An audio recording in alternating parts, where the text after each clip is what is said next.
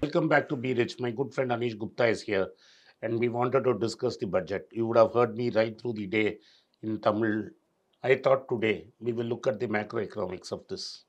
Macroeconomics is basically what is happening in the bond market, what is happening in the currency market, and what does the bond market think of this. Because normally bonds markets tell you exactly what is happening, what is the real rate of inflation, what is the true fiscal deficit of it. The market always tells you the truth. Markets cannot be irrational for a long time. So what does the market talk or think about this budget? Anish, what did the I didn't see the market today, but what happened in the bond market today? So the bond yields moved up from 6.6 to 6.66 to 6.88. So this clearly indicates that the bond market is worried about what is the gross borrowing or the net borrowing numbers from the state, from the center. The state plus center is going to, they are projecting at 10%, 10.4, because 6.4 is the center and 4% the state. But I don't think the states also will breach the 4% limit, because the India is still not yet out of the woods from the COVID pandemic situation, and the stimulus will have to continue. The food subsidy outlay has been reduced in the budget documents for the next year. This indicates that which was that the PM Annadan scheme, Anna Yojana scheme, which they transferred, gave extra grains, will not continue next year. And even the Manrega subsidies, Manrega layout has been reduced, and fertilizers layout has been reduced, which I don't think is possible. Manrega demand will continue for another 6 to 8 months, and fertilizer subsidy, I believe, from this year will go up next year, only on the reasons of the higher crude oil prices. Crude oil prices don't seem to come off because of the Russia-Ukraine tension for the next 6 to 8 months. So if how can fertilizer when crude is going up, urea prices go up? Because you need natural gas as crude as a feedstock.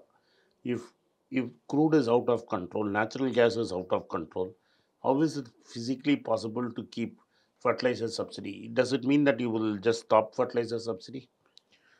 I so what bureaucrats think and what turns up at the end is a very different scenario. I don't think so. What they planned will happen, and the fertilizer subsidy will have to go through. Already, there's a lot of rural stress, and the elections which are happening right now will also indicate whether there is rural stress or not. If if out of the five states going in election, the ruling government does not win more than one or two states, it will be a big setback. So the bigger states are Punjab and Uttar Pradesh. So Punjab is already a very agrarian state, and Uttar Pradesh also has a lot of farmers. So the politicians of India, this is a good opportunity to say that the government is going to cut fertilizer subsidy next year if they are smart enough to make a dent in the budget. If so that means you're not going, you're not, last year itself there is some dues for Manrega which is carried forward. So basically Manrega is not going to be met, food subsidy is not going to be met, the fertilizer subsidy is not going to be met, then that 6.4 is not happening. 6.4 is not happening. This year's divestment target also has been reduced to 70,000 crores, and next year's is 65,000 crores. So, what is going to be sold? How this 70,000, 65,000 crores is going to come? Because what has been said till now has not yet been sold. Only Air India, which was not a major disinvestment earnings, was sold. So, I don't know where the 65,000, 70,000 is going to come. The Hindustan Zinc, Balco is been long pending in courts. Vedanta has been asking for, because Vedanta is the owner, the person who has turned it around. They have not been able to even divest that. I don't know whether they'll be able to divest a PSU bank or a PSU insurance company. Very hard to say that. If this election doesn't go through well for the ruling party, then all the bets are off.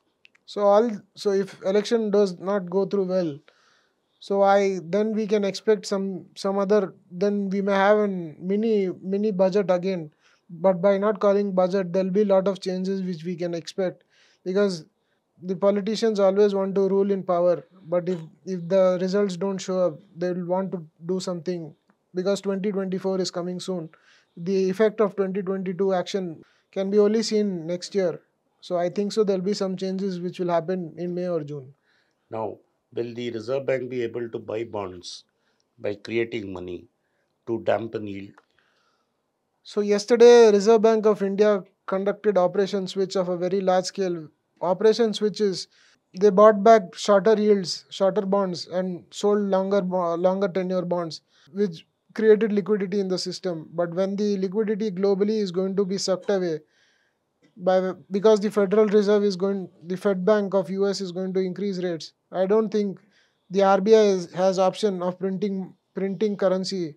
When the whole world was doing it, it was easy. But when the whole world is moving away, when even Japan is moving to inflation, Germany is having inflation, you will not find takers for the inflation for the bonds in India. See what will happen if Fed, as Powell is threatening, he increases rates by 3 to 4 times. I think if a 1% rise in US yields will mean at least a 1.5 2% rise in yields. So if you are at 6.85, are we going to breach 8%? So we should not. So we are already into this year. The markets would have already factored 6 months to 8 months of or 9 months of action by Fed. We should look at whether inflation in US will come down. Inflation in US is not likely to come down because whatever stimulus which was given in COVID pandemic was all it was in the form of paychecks, or so it was not a stimulus in kind of capital expenditure. It was given directly in the hands of the people. So this cycle, the money multiplier effect in US has to stop for the inflation to come down, and then Powell will have to really stamp his feet. I don't think so we are stopping at 1. We may go up to 2, 2.5. Otherwise this inflation in US could not be controlled. If you go at 2, 2.5 in US, Indian bond yields will surely reach 9, 9.5, or either the bond yields will remain here and the currency will crack heavily. So you are saying 8 is given. So 8 is a given. We are already at 6.9, knocking at the doorsteps of 7. And with no money coming in, money going out from FIIs, I don't think so we are going to have a bond yields at less than 8%. So the possibilities of a rally in the stock market from here, which most people are predicting, is not happening. You're not going to get a 12% return this year in the stock in the calendar year. Say by March of when we sit here to talk in Jan 2023, a 10% return on stocks is not possible. 10% return on selective stocks is possible, No, but no, I'm talking the index. as an index, very hard to predict until something dramatically changes and the whole world again moves to a loose monetary policy, but which looks unlikely because the inflation is becoming a political liability for the US. No, there was a video which we will discuss with Vinod one day, but he is talking about the markets if in a normal trend line falling to 2000s, the S&P falling to 2500 in the next 18 months. So if that happens, it is going to be catastrophe, right? So we don't know from where the event will happen. So saying that because yields will go up, markets will crack is No, but it is true, no? It is a gravitational force. The interest rates are gravitational force on market returns. yes, but in the recent paper by Rajan, which said that when the economy is in trouble or there's a recession, there's always the central banker who comes in. So whether if this recession is predicted as predicted, then again will the federal bank step in, or this time it will be the heavy lifting will have to be done by the US government, is a question to ask because over history in loose monetary policy, the Fed has become a put option whenever in trouble, print notes. But will Fed still do it because when inflation is high and still we are in recession, will You the are Fed? expecting then here is a stagflation type of thing.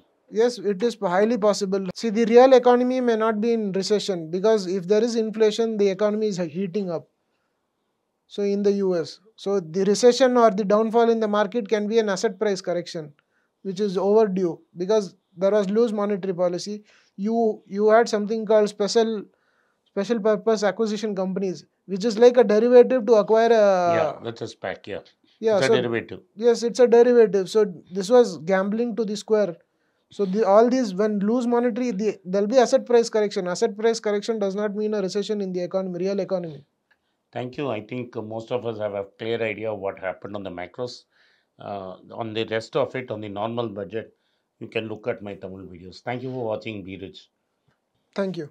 If you like this video, kindly share it among your friends and ask them to press the subscribe button. If you have already not subscribed, kindly subscribe the button and turn on the bell notification so that you would be able to reach our video every day.